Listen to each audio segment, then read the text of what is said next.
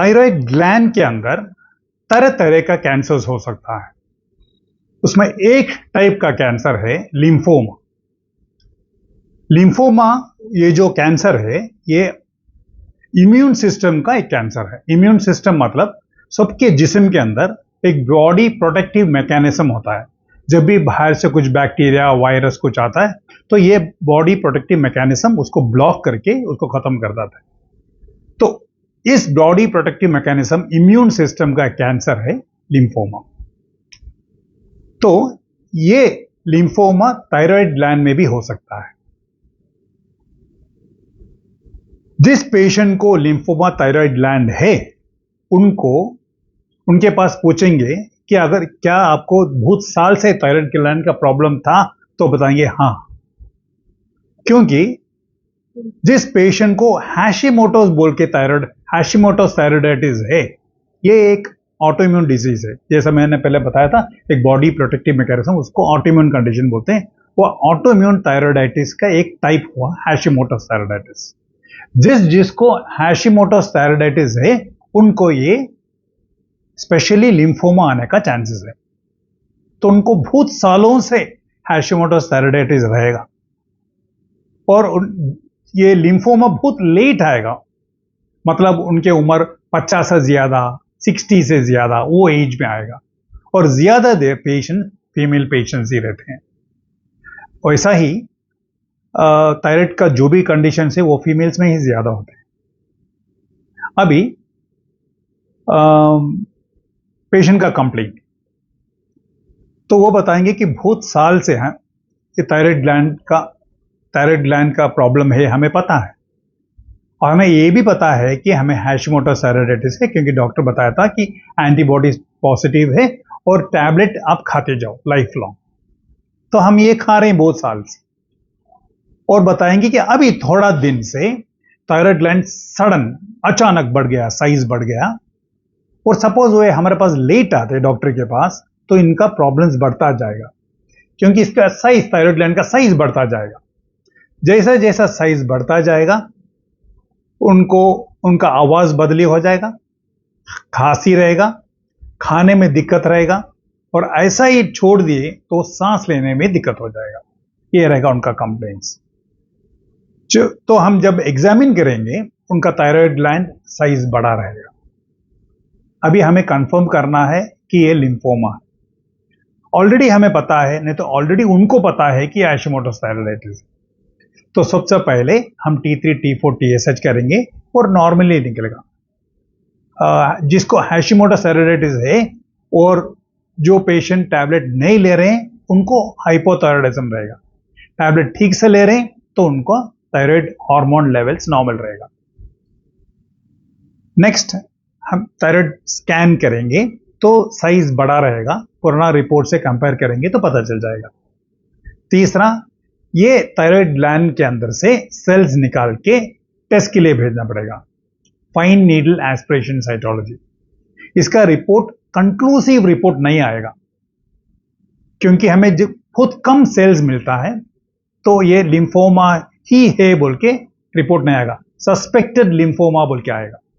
हम flow cytometry करें तो भी, क्योंकि हमें कंप्लीट चाहिए, डायग्नोसिस चाहिए, तो फाइन नीडल एस्पिरेशन बायोप्सी, नहीं तो एक्सिशन बायोप्सी चाहिए।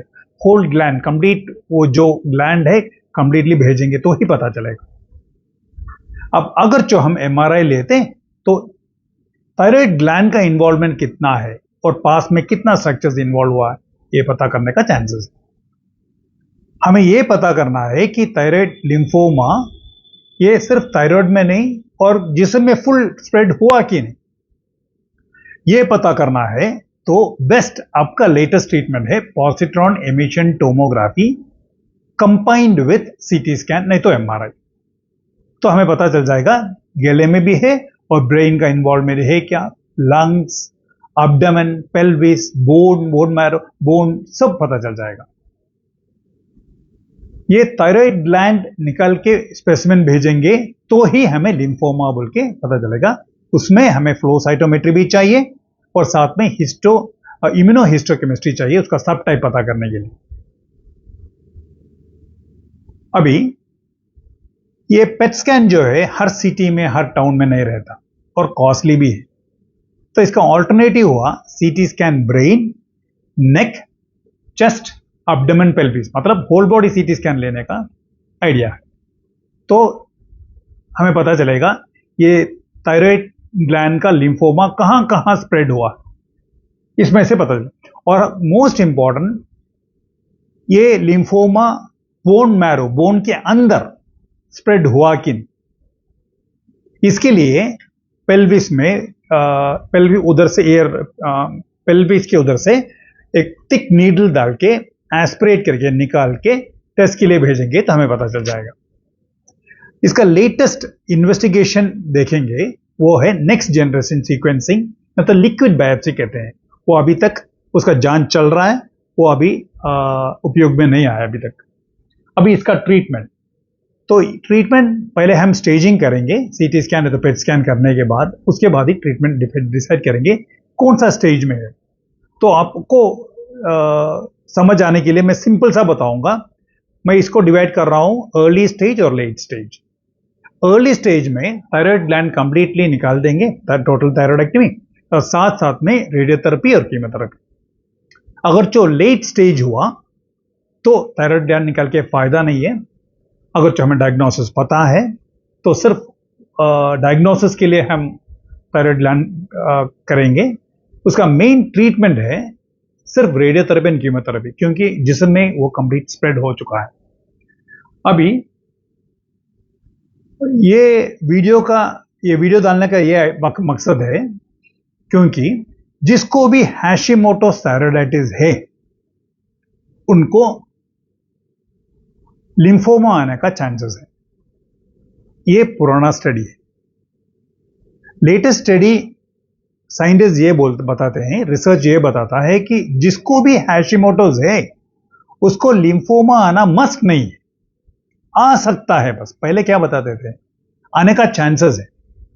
अभी क्या बोल रहे हैं, आने का चांसेस है बहुत कम है, पहले जैसा नहीं। क्यों?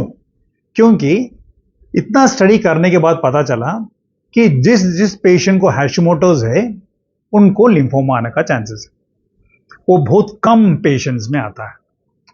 जब रिट्रोस्पेक्टिव स्टडी किए, मतलब जिन जिन को लिम्फोमा था उनको सब चेक करेंगे, उनका पास हिस्ट्री देखेंगे, तो पता चला कि उस पेशेंट्स में लिम्फोमा था पहले, नहीं तो है।